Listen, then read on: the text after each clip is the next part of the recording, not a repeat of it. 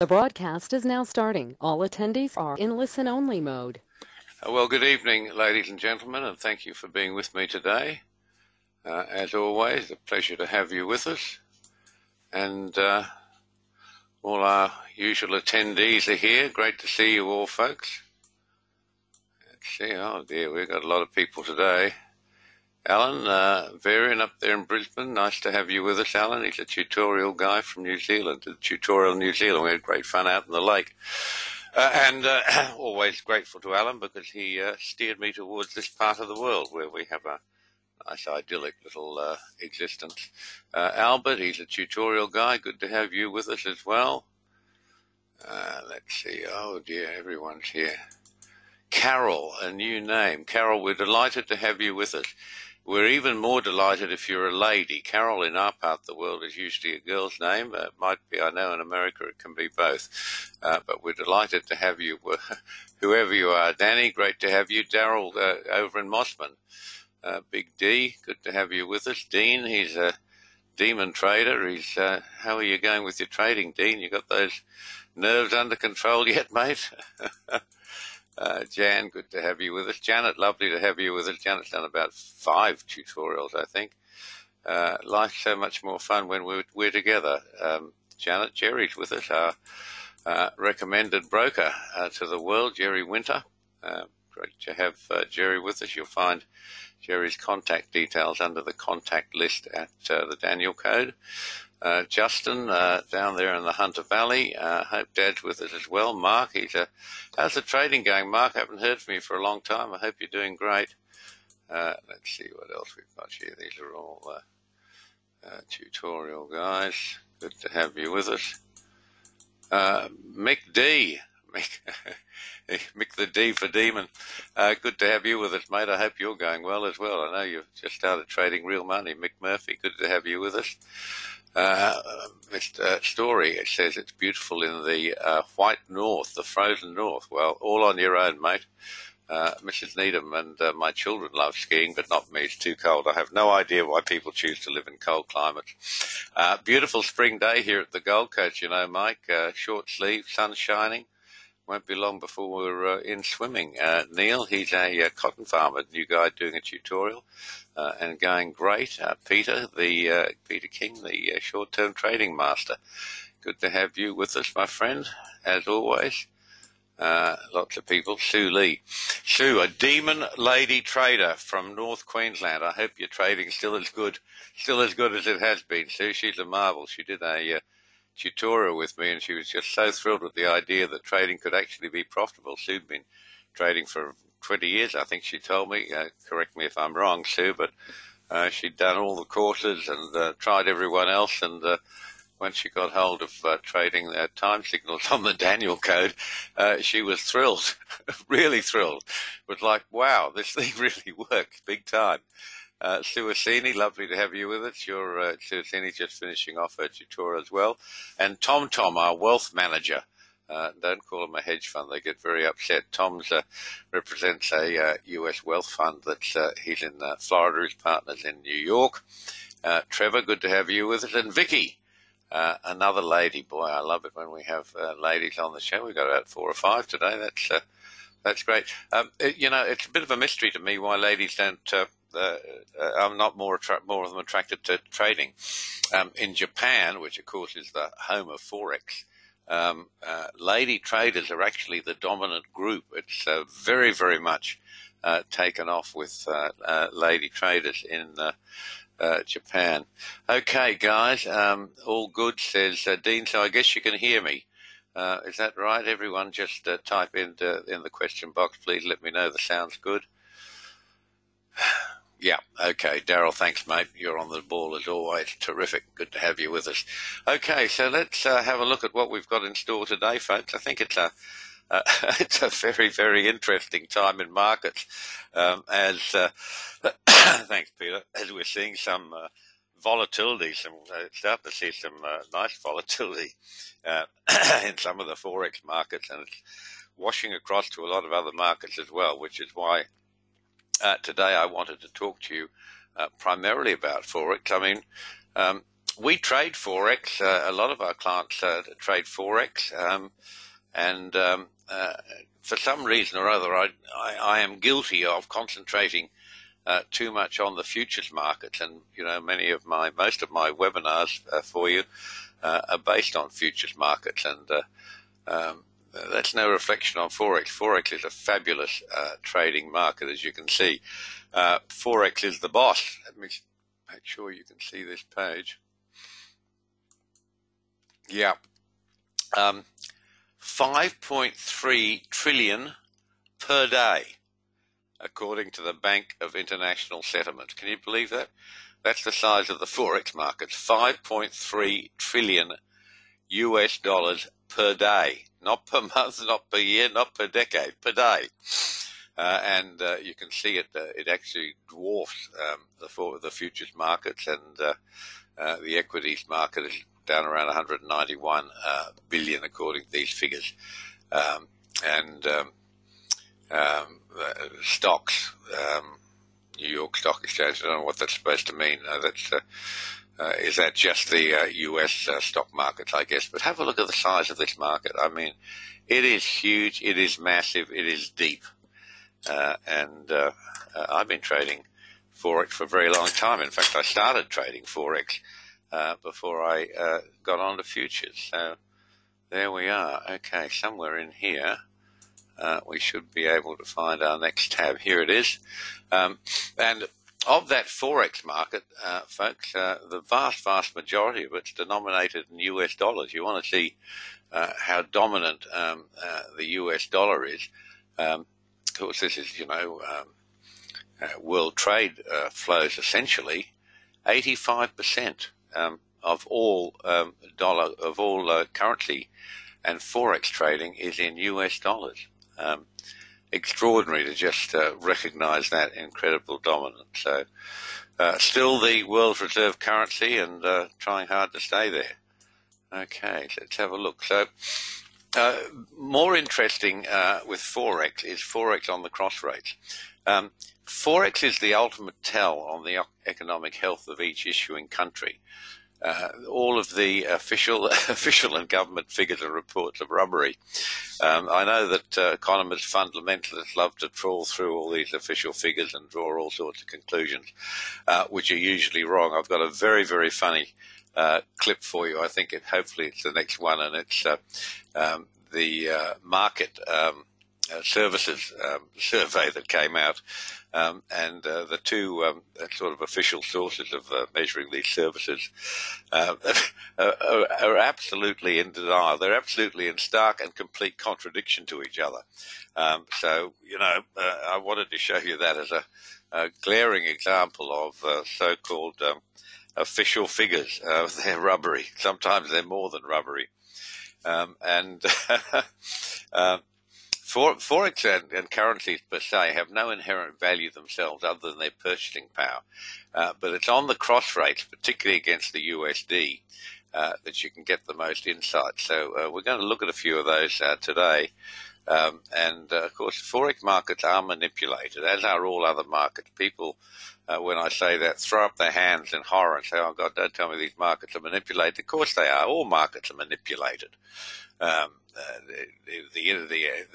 manipulation may be entirely innocent, like there are a lot more sellers than buyers when things look a bit tough. That's manipulation.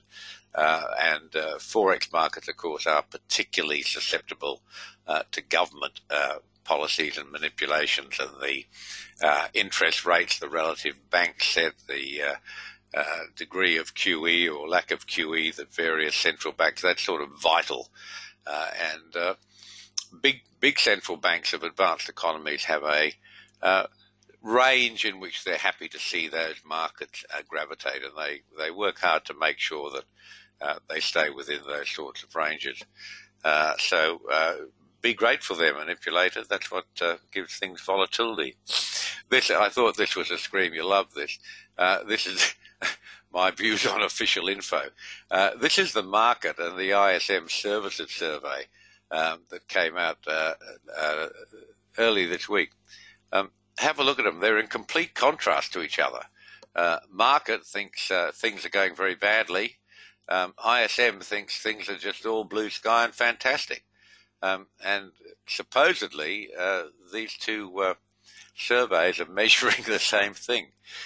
So, as always, I tell you that one of the great joys of trading is you don't need to worry about this stuff. You don't need to even think about it. I read a lot of this economic mumbo jumbo. It's a good form of entertainment, but you don't have to, because it's all in the charts. It's all the charts know all. It's all in there. These things are all understood and factored into charts, and you can tell from the trade signals, if you're good at it, which way they're going and what's happening. For us, of course, we trade daily bars. Peter, who's with us today, I know trades much shorter sessions than that, but I make the argument to him, as I'd make to you, that trading daily bars is the most profitable method of trading that is known. And very shortly, we're going to have our long-awaited auto trade program. I mean, goodness me, you might curse me for saying that, because I've been saying it for 2 years. And in fact, it's taken over 10 years. I was just talking to Jerry half an hour ago. He's been waiting for it. A number of brokers have been waiting for it. And I know Jerry's firm's doing their own software package, and they've been waiting for that about as long as I've been waiting for this. So you can't rush the IP developers, can you? It just goes on and on and on. But I'm thrilled to tell you that on Monday I actually got to see our auto trade program, and it had a couple of errors in it, but nothing significant, mainly sequencing errors. It was tending to put the exit on one day and then carry forward, not create the orders for the day of exit. So that's just a sequencing error, which I think has been fixed. So we're actually going to start testing that next week. And once we've had a couple of weeks of testing under our belt, and I'm happy that there's nothing embarrassing in there, in other words, that it's not buying when it should be selling, or any of the other mischievous things that technology can get up to, I'm going to start showing you an awful lot of that, and some of the back testing that we can do over these all these markets, Forex included. The insights you're going to get are quite extraordinary, so stick around for that. Hopefully that'll start running next week, and we'll see where we get with it all. Okay, so you don't have to worry about fundamentals. They're longer term, and although there's I'm not saying that all fundamental data is wrong. Of course it's not. I just showed you the most absurd example that came to mind recently. But for the way we trade, daily trading, we're absolutely ruled by the charts, and the charts know everything that they need to know.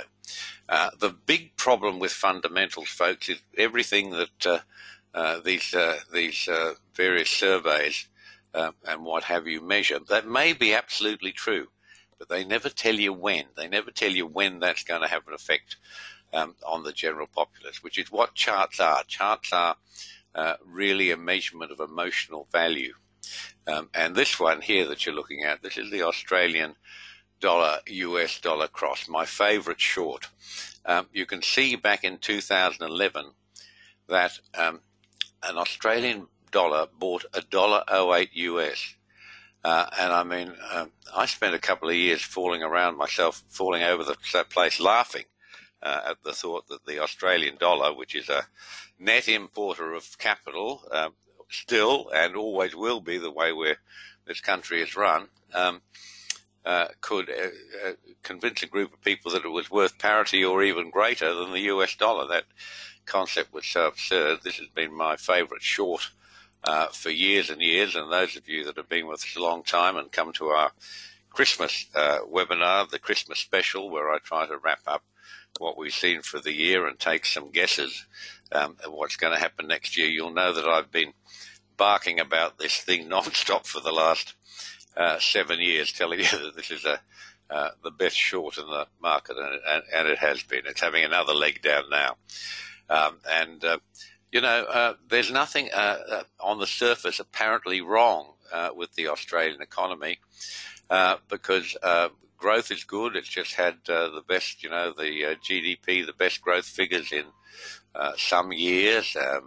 Employment pretty near full employment. We have a large number of people in Australia who'd rather be on their surfboards than actually go and get a paying job. But from historical standards, we're at full employment. We continue to be the world's biggest importer of labour through our immigration program. 523,000 people came to Australia last year. This is a country of about $23 million. 523 new arrivals and a couple of 100,000 left. But our net immigration inflows are the highest in the world, and it's causing all sorts of social problems. But an observer, an economist, would say, well, the economy is incredibly strong. It's all good. Well, righto. What is the market telling you? Well, the market's telling you that's not slow. The market's telling you that it's almost down to its December 2015 lows, and looks set to break that low in the reasonably near future. And I've been telling you for some years that the Australian dollar should have a 6 in front of it. And that sounded pretty silly over some of the previous years, but I hold to that fact. I expect the dollar to break the existing lows, and I expect it to test the 2008 lows, and that's a long way down from here, I can tell you. Okay, let's see what else we've got on our plate here. So that's my favourite short. Oh, this is... I want to talk to you a bit about the Forex versus currency futures. Forex is a worldwide phenomenon. It's traded most everywhere, but there is no central exchange for Forex. So prices, to some degree, are variable across different platforms, and that's a function of where the platforms are getting their pricing from. All of these platforms are supported by a syndicate of banks. And those prices can alter quite radically if you have a look at what the flows of currency conversions are through a major group of East Coast US banks, which would reflect the dominant pricing in the US Forex platforms. Compare that to what might be happening in Europe or further east or in Asia, in all sorts of places. So there are some differences in true highs and true lows in Forex between different platforms. And as the only true points of support and resistance on a chart are true highs and true lows and the Daniel Code ratios, we have to make an adaptation to do that. So when we trade Forex, we use a 5-tick buffer for our Forex entries and stops. In other words, if we're buying a daily bar, we will have our entry 5 ticks above the true high and our stop 5 ticks below the true low, and so on. And Forex spends a great deal of time marketing itself and trying to convince you that it's a different market, which it's not. They use pips for when they mean ticks. And pips, as far as I am aware, actually, come out of oranges and lemons. But the Forex Brigade try very hard with their marketing to distinguish themselves as a different market. And in fact, Forex charts and Forex markets work exactly the same way as futures, as I'm going to show you. You should know that. So that's the only difference between trading Forex and trading futures is we use a 5-tick buffer in Forex and a 2-tick buffer when we're trading futures. So in theory, with Forex, the supporting banks provide liquidity. In practice, that doesn't happen so much, and markets rule. And I want to just take a little bit of your time to tell you some of the history of Forex and the more recent history, and why it has some problems. Let's start with the Great Pfg Conspiracy. Jerry will be falling over laughing about this. And PFG was a US stockbroking firm, and it finished up that their owner, who had an unpronounceable name, had been tickling the can, stealing the client's money for many years. And it had a very, very substantial loss or miss of client funds, and eventually it went broke. And the owner, whose name escapes me now, decided he'd commit suicide, so he parked his limousine right in front of the office in the president's spot, and stuck a hose from the exhaust through his window in an apparent attempt to gas himself. My view was that if you seriously want to knock yourself off, you're probably not going to do it in your own car park right in front of the office where you're in public view. So, of course, he was saved from that. I'm not sure if he wanted to be saved or not, and he's now in jail. That led to a very important lawsuit. And what it turned on, there were Forex accounts, there were futures accounts, there were some precious metal accounts, depository receipts, etc. When this thing eventually got to court, the court held that futures contracts were securities within the meaning of U.S. law, but that Forex was not a security within the meaning of U.S. law.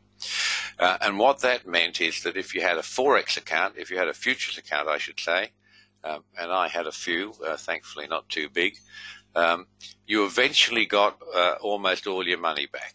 It took a number of years for it to go to court, but of course the bank was found to be negligent. What this chap was doing is he had a private mailbox somewhere, and he was the only one who collected the mail. The bank used that private mailbox, and he was then doctoring the documents with, my kids know what it is, these various programs you can change. You can create false invoices, false statements, etc.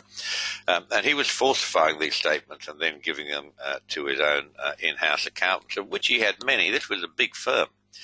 And, of course, the no accountant worth a salt should have taken the pennies for working as an accountant if you're not able to verify your income.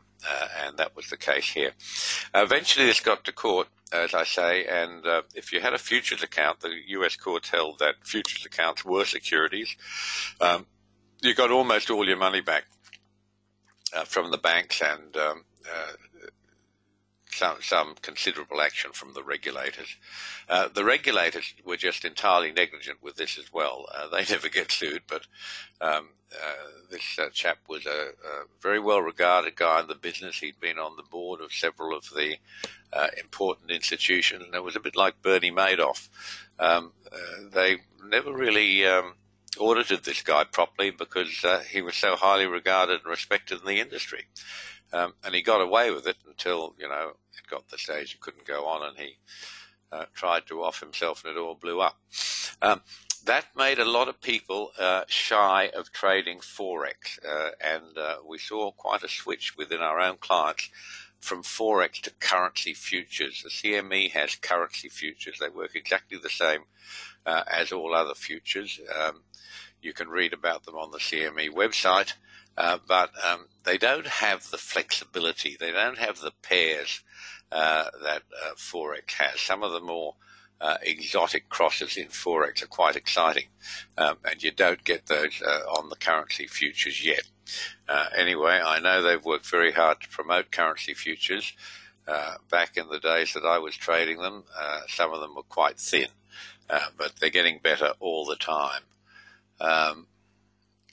So Mr. Gantz said he had a PFG account and only got about 30% of my account. Was that a Forex account, was it? The Forex guys got nothing. The futures guys got almost all their money back. Futures, eh? Well, that's weird. You should, well, I don't know if you want to even be bothered revisiting it, but I got 98% back eventually.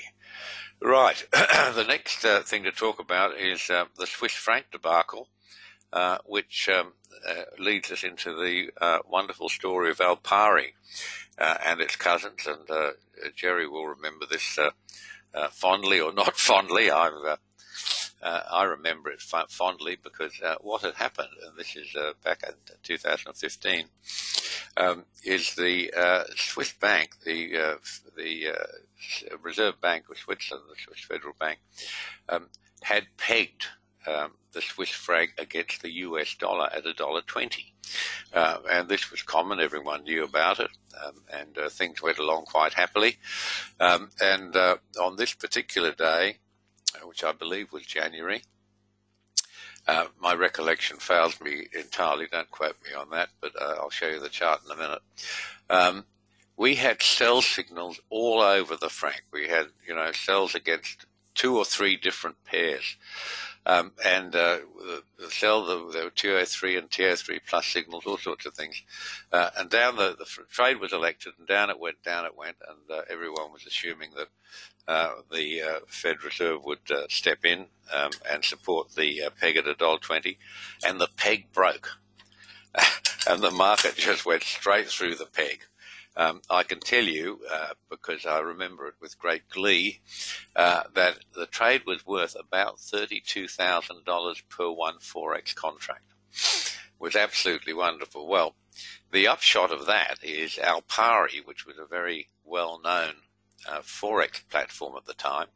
It was a UK-based company, very big deal, had hundreds of international offices, very high profile. They were sort of into promoting things involved with, Rolex watches and Longines. They were always promoting the polo or the upmarket yachting, that sort of approach. They're obviously trying to attract high net worth individuals.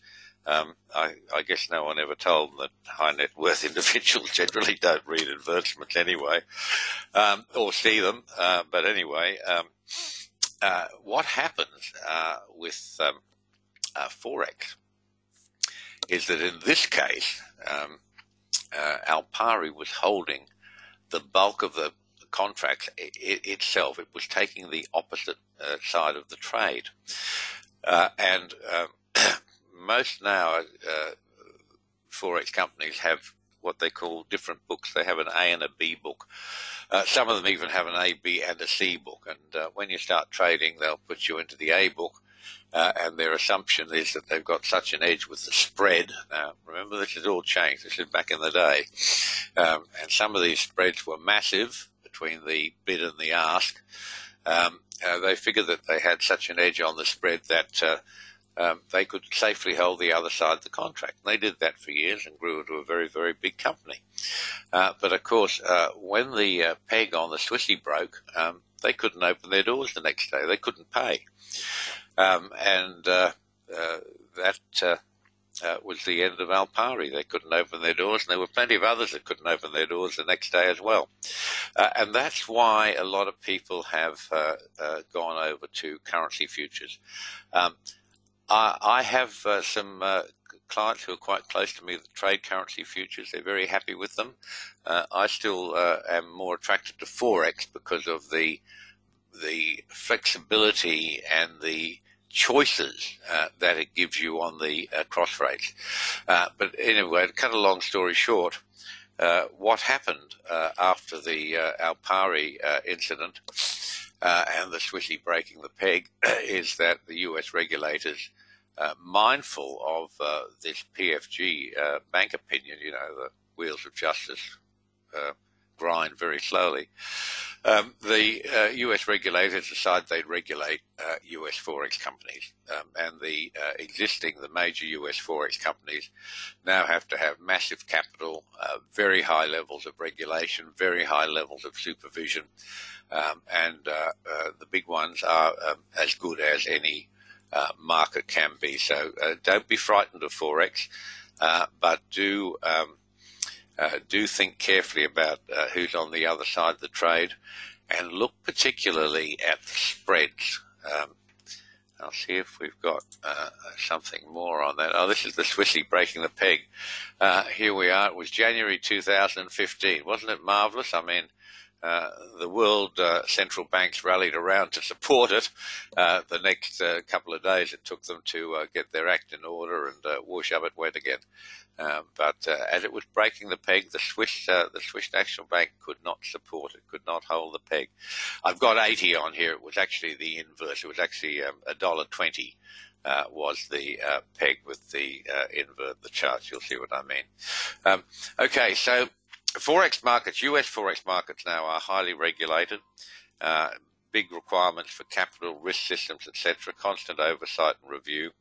And as a consequence of some of this, there are limits to gearing. You can only get gearing of 50 to 1 in most US Forex platforms, which I think personally is plenty. Plenty. Some of the cowboy outfits around Malta and Georgia, the offshore stuff, you can still get up to 200 to 1 gearing, but you don't want it, I promise you. And there's always considerable doubt with those outfits whether you're going to get paid. So the big US Forex firms are as safe as any market can be. So these Forex firms most of them have an A and a B book, and some of them even have a C book. When you start trading, because of the spread, I'm not talking about the big US firms now, they're very stable. Some of the things used to be much less stable. These spreads, we had a New Zealand US dollar trade that opened when we put the trade on. It had an 8-tick difference between the US dollar and the spread. Now, between the bid and the ask, I should say, US dollars and New Zealand dollar. Daryl, I don't think it's with us because Sister Sage is in hospital and not well. If you look at this later, Sage, we're thinking of you, darling. I hope you recover quickly. Sorry to hear about that. Anyway, they had a trade on in US dollar, New Zealand dollar, and the spread, the difference between the bid and the offer, the bid and the ask, was 8 ticks. Within 3 hours, it had blown out to 84 ticks. And when that sort of thing goes on, it means that the market makers, many of them employed by the platform, they can hit any price without the market ever actually having traded there in that time frame. We had constant abuse of those people. I won't say their name now because I'm not even sure if they're still around, but they were the leading promoters. They were another one, a bit like Alpari. They were always promoting, advertising, drive you mad. I claim that there is an inverse relationship between promotion and reality. I find the people who promote the most don't necessarily give you the best deal.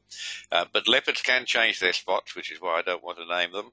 I was at a traders expo at Vegas, doing a presentation with Trade Navigator.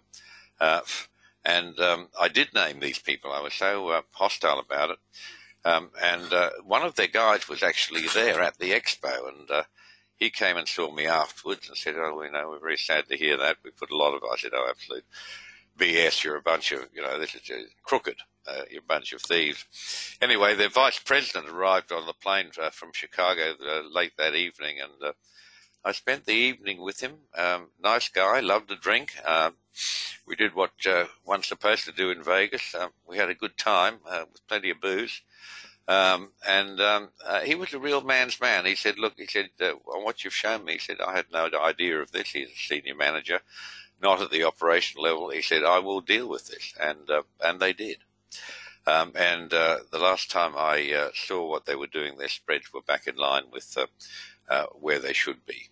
But watch the spread, whichever platform you're looking at. Watch the spread and, spend a few days watching the spread. See it expand and contract. If it can't hold something very close to where it is when you enter your trade, then it's heading for trouble. Or more appropriately, you're heading for trouble. So if you're looking at a platform that's got a big spread between the bid and the ask, or the spread moves a lot during the day, keep away from it. And it follows from that you need to think hard about who is on the other side of your trade. If you've got one of the big regulated companies, that's fine. That'll be great. The big US companies in particular, because I'm a bit more aware of them than others. There may be many others, but if you have managed to drift your way into one of the offshore platforms, be very, very careful and think hard about who's on the other side of your trade. Okay, so we're starting to see some good dramas around the place. This is Bitcoin and two other of these phony currencies. I don't know much about them, but I've always viewed Bitcoin as the measure of the appetite for pure risk. I mean, if you want to put money into these things, and you could have bought this as recently at $20,000 per coin, crazy stuff. And what is the inherent value of it? Well, there is no inherent value, but there is considered to be very, very substantial future value. And the thinking is that if this blockchain technology gets adapted or adopted by enough other providers of goods and services, then it may be very valuable. It's also considered to be a hedge against government intervention, etc. And it's been a wonderful measure of exchange for crooks and those dodging tax. But those days are coming to an end. Most of the tax departments around the world have got a pretty jaundiced eye towards this, and they are seeking and forcing disclosure from the major companies who are fighting it madly. But for the average punter, don't assume what you're doing in Bitcoin is not known to the authorities. It probably is. This is a chart today in Zero Hedge. For those of you that don't read Zero Hedge, you should. It's very, very funny. They're very, very smart people. And they come up with some real beauties, not just on the financial matters either. But this is the chart of Bitcoin, and they were quoting a well-known Chinese website saying that the support, you can see the support line, the horizontal line there, is at 6,000. And if it breaks that, they say that's the end, it's all over, because it means everyone who's bought Bitcoin in the last 11 and a half months is going to be underwater. Well, you know, I mean, you can say that about stock markets too. They don't have to go down much to get everyone who's bought in the last 11 months underwater. So I don't think that's necessarily what you'd conclude from that support being broken. But it's interesting as the measure of appetite for pure risk. I mean, people who put money, and I mean big money, into buying these Bitcoins and the other ones, there's a host of them, they've got great faith in something. I don't know what. Is it faith in the technology? Is it faith in, is it the gold bugs mantra that fiat currencies are going to collapse and only gold will be worth something? Is it the same sort of thing? I don't know. But there's no doubt that without going to the extremes of the comments from this Chinese website here, Bitcoin's in a pretty vulnerable position now. This is, in my view, a better measure of what's happening in the world. This is copper, sometimes called Dr. Copper, because it's such a universal requirement for so many manufacturing processes that the price of copper tends to tell us the health of the world's economy. And as you can see, Dr. Copper has got a fairly pessimistic view on the world. The Trump rally is over as far as copper's concerned, and if it breaks that black line on the chart, which is the Daniel Code black line, that's the last level of support or resistance for any swing. There'll be some, if it closes below that line, there's going to be some serious downside drama. And it's right at a tipping point now. It's flirted with the black line, it's rallied away from it, and we'll see. But if you get a close below that black line, look out underneath. Things are going to come down. So I think that's the best. I do think Dr. Copper is the best proxy for the international economy. And if you subscribe to that view, you have to think that things aren't that great in the world. So look what's been happening in China. China's always in the news. It should be in the news because the growth of China is absolutely staggering, and its dominance of world trade is absolutely staggering. I can remember when Bill Clinton agreed to allow China into the World Trade Organization, and I couldn't believe it. I knew the guy was stupid because I'd seen Monica in the pictures and said, well, if that's the best he can do, this guy's not using his grey matter too well. But then he agreed to China going into the World Trade Organization. They gave all sorts of undertakings about how they'd conduct their trade policy to get that commitment from Clinton, and they've held to none of them. It's just say yes, yes, and do nothing. And you can see that China stocks, they're hovering around the 74% retracement of their big rally into mid-2015. 2216 is the Daniel Code black line on this chart. This is the 6-day chart. This is the Shanghai Composite Index, not the Hang Seng in Hong Kong. This is the China one. And I think it's heading for 2216. It's going to have the same choices when it gets there as does copper at the Daniel Code black line, the last level of support and resistance for any market. Perilous. And of course, there's another side to this. Have a look at this chart. This is the dollar Chinese yuan price. I should have been showing you the reverse of this because the yuan, the Chinese currency, is absolutely diving. And much of that is forced by the government. When we talk about manipulation, China, of course, is what's called a command economy. That the people running the joint can pretty much do what they want to with their currency. And their response to general conditions, but more particularly to Trump's introduction of trade sanctions, is to weaken their currency very, very dramatically. And by doing that, they've effectively negated the losses that they would have suffered from the trade sanctions. Because if your currency is cheaper on the cross rates, in this case against the US dollar, the prices are much more attractive. A cheaper currency helps exporters, which of course is the lifeblood of China. It's all about export. It also has the other effect that it makes your imports more expensive. So a cheaper currency tends to reduce demand for imports and be of great assistance to exporters because it's giving them a artificial advantage in their pricing. And they're, of course, well aware of that. That's why they've done it. Question is, how much further does this go with Trump about to introduce a whole new lot of sanctions? Will China continue to weaken its currency? Very interesting. If you tie this drop in the currency to what's happened at the stock market, the China stock market, you see how weak that's been. You then factor in and say, well, it's lost X% in its currency as well. Then if you express that as a function of the price, the stock prices in China certainly looking pretty dismal. This is a chart from Pension Partners, and it just shows you what's been happening this year, pretty recently.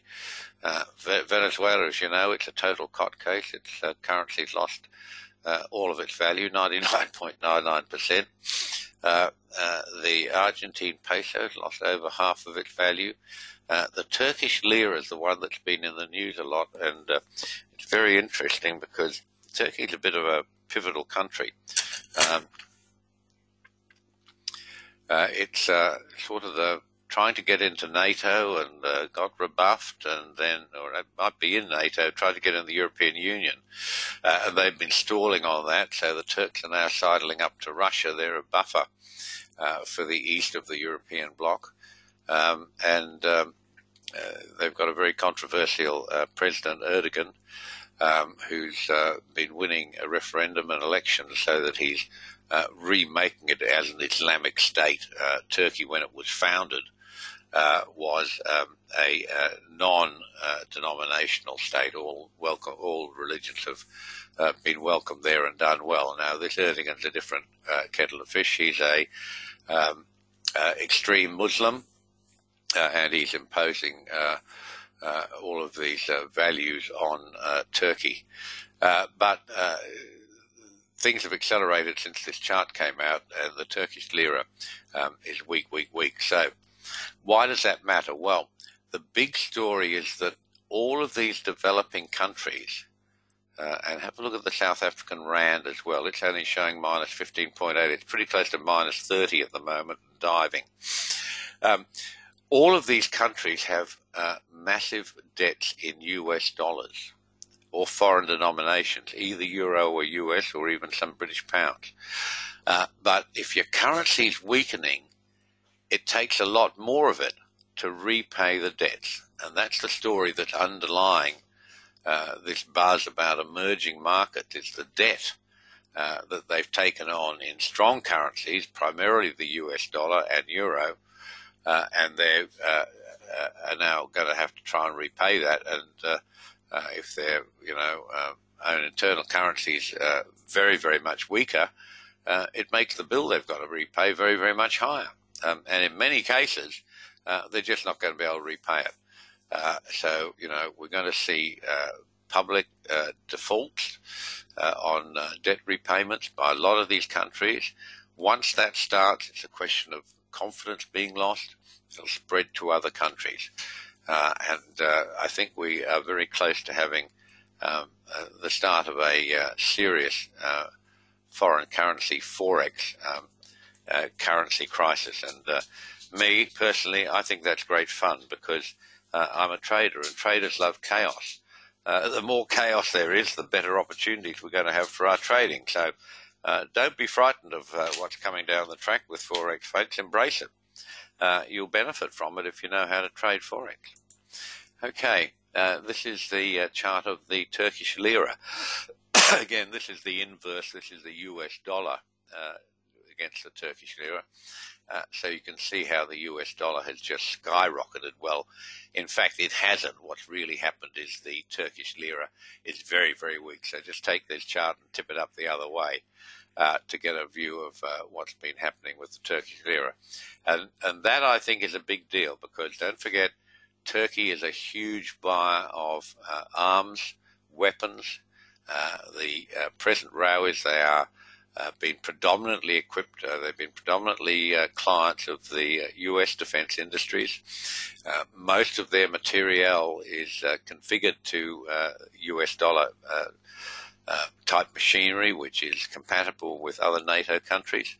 But they're now turning to Russia. The U.S. Senate has stopped delivery. It's frozen delivery of some F-35 fighters that Turkey's already paid for.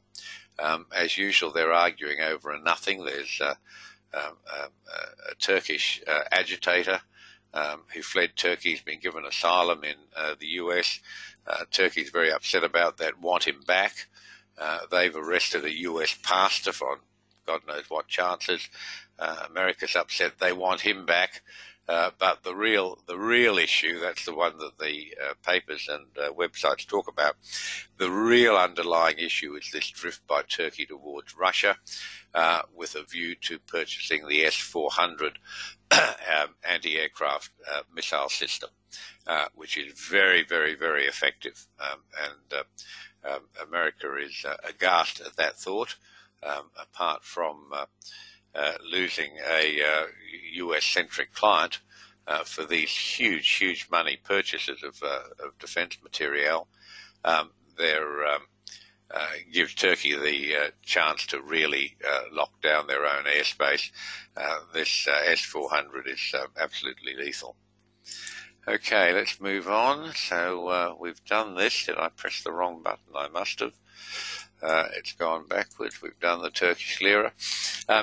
This is the dollar yen. We had a really nice TO3 signal to sell the dollar yen today. So if you got that trade, great, fill your boots up.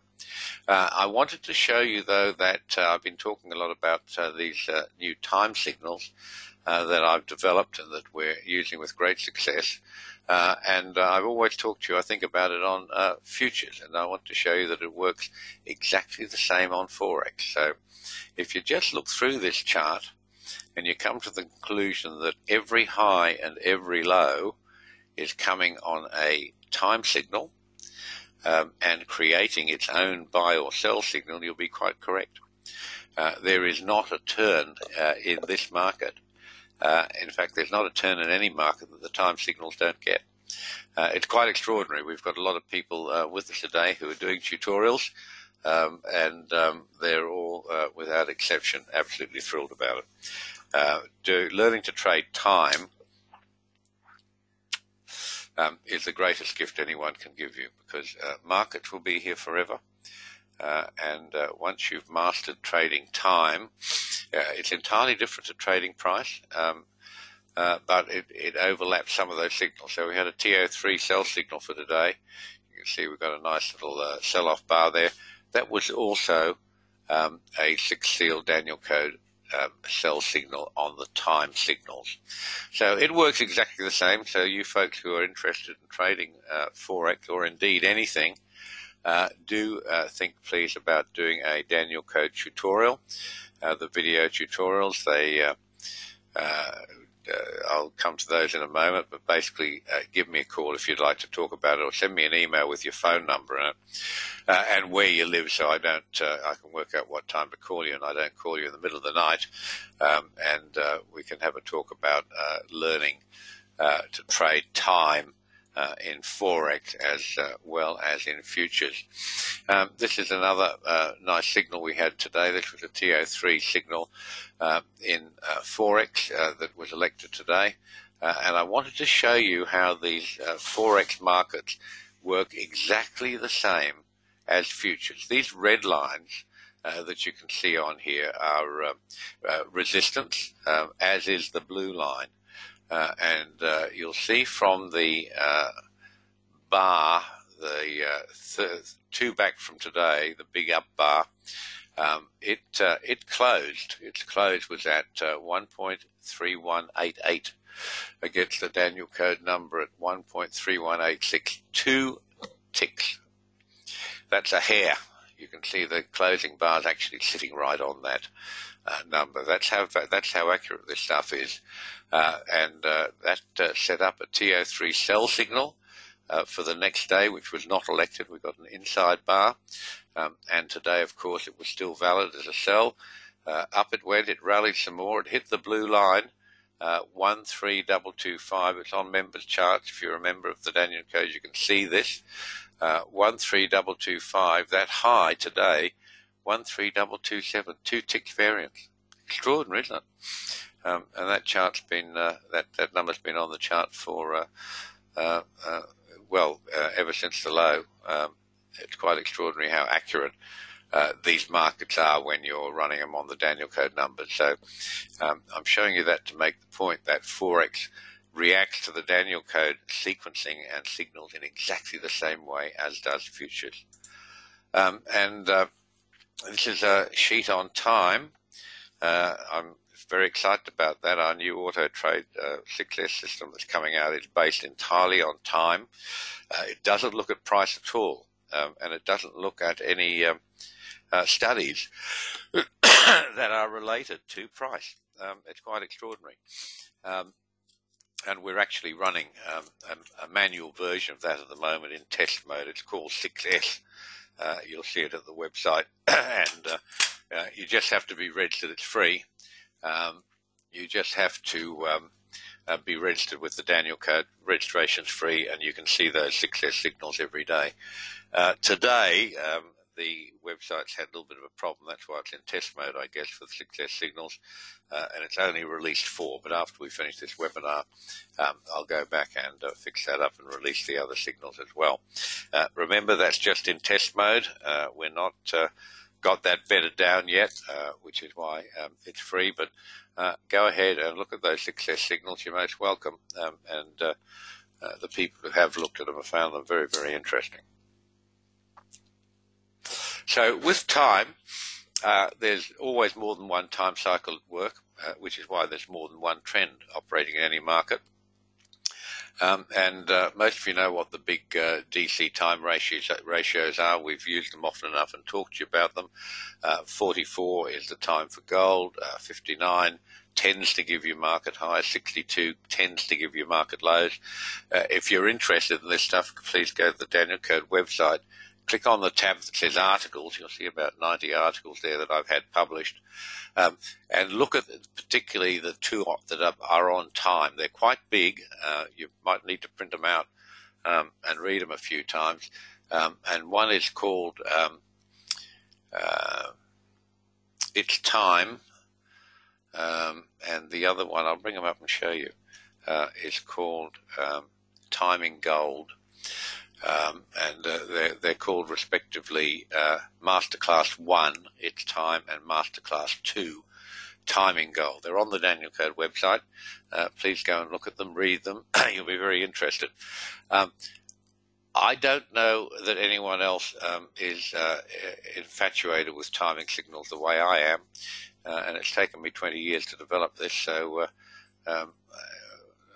all I can say is it's quite extraordinary. We can go very close to having 100% of the signals all the time. It's we'll know more when we've got our auto trade system operating, which I'll be able to show you the next time we have a webinar, hopefully. So we've got the manual trade version of that. That's called 6S. That's available now. It's free. Help yourself while it's free. And we expect to have the auto trade for you very shortly. Now remember, all these signals at the Daniel Code, they're conditional only until they're elected. In other words, you can have a sell signal today. It'll have a number against it. That's only a conditional signal until the market trades down to that number. When it trades to that number, we say that trade has been elected. Okay, so if you'd like to be a super trader or an elite trader, please email me. It's quite expensive. It's $7,500 US. And how it works is direct video link between you and me, one-on-one. And we have a number of sessions, and in that process we work you up to learning how to trade price and time. I teach both. I haven't yet had a client who's preferred to trade price after they've learned how to trade time, but I teach them both to you. And then we get you to the stage of paper trading, the time signals. All of this, we can take your own time to do it. You can either do it quickly or slowly. It depends how much time you've got available. And then from there we move on to sim trading, still trading paper money on an electronic platform. Gets you used to placing orders, stops, finding out all the vagaries of electronic life, because all of them have their own little quirks, I found. And once you've mastered all of that, and you're satisfied that you're getting the returns on the electronic platform that you're getting on your paper trading, then you are ready to be turned loose on the market. So I think we've got 19 more spots available between now and the end of the year. We don't do a lot of these. They're very time consuming for me, so we don't do too many. But we do have 19 spots available between now and the end of the year. So if you're interested, please shoot me an email, jneedham@thedanielcode, jneedham@thedanielcode.com. If you haven't already had a free trial of the Daniel Code, you're most welcome to. Just go to the website, www.thedanielcode.com. Hit the free trial banner there, follow the prompts. You'll get a username and password, and Terry will enable the Daniel Code library of studies for you. You can have a free trial of everything that is at the Daniel Code. And if you haven't yet had a free trial of the Trade Navigator software, we can arrange a 31-day free trial of that for you also. Folks, this is a compliance statement. Basically what it says, there's a lot of words that say be careful. It's easy to lose money at trading. Trading is very risky, and if you don't know how to trade, it's seriously risky. So if you haven't done a Daniel Code tutorial, take particular care. For those of you that have, continue to always be prudent and careful. Okay, so let's see what else we've got here. We've got a few questions to think about. One is from Akshay. Nice to have you with us, Akshay. What should one count an inside bar if one is using a 2-bar trailing stop, e.g. Euro USD bar on Monday? Let me have a look what you're talking about here. We want Euro USD.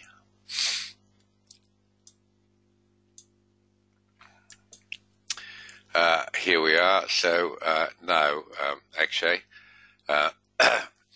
Normally we don't. We normally don't use count inside bars to determine if we're on a 1-bar or a 2-bar stop. In some cases, your risk is going to alter so dramatically that you might want to. So don't feel yourself bound by any written rules. As Jack Sparrow says in Pirates, they're more the way of what did he say? Suggestions than rules. No one's going to get sent to jail if you use a 1-bar stop instead of a 2-bar stop. So this case, I haven't got the stochastics and stuff on, but normally we wouldn't. Okay, but you can if it's going to make a big difference to the risk. Preservation of capital is the name of the game in trading. Whatever you have to do to make sure that you're keeping your risk parameters in line is a worthwhile thing, and I commend you for it. Okay, I think that's all for me then, folks. We don't seem to have any questions today, so that's us for the day. It's Friday at the glorious sunny Gold Coast. It's the start of spring, short sleeve weather, and the sun is shining, and another month or so we'll be swimming. It's wonderful. So thank you for being with me today. Any questions, please send me an email, jneedham@thedanielcode.com, jneedham@thedanielcode.com. If there are any subjects you're particularly interested in, also send me an email telling me what you are interested in, and I'll make a point of covering it in a future webinar for you. Peter from New Zealand. Peter. Lovely to hear from you, mate. I still remember with great joy that marvellous day you gave us out on the water on the Hauraki Gulf before the New Zealand tutorial at Waiheke Island. That's great of you. Tom, you too. Lovely to have you with us, mate. I hope the cyclone hasn't blown you away down there in Florida, and wish we could get a bit of that water down here. Australia's having one of the worst droughts they've had for centuries. New South Wales and Queensland in particular, inland is absolutely devastated. But anyway, it will rain again one day. Thanks for being on here with us, Peter. Great. Mike, you too, mate. Like to talk to you soon. All the best, folks. Enjoy your weekend. Bye-bye.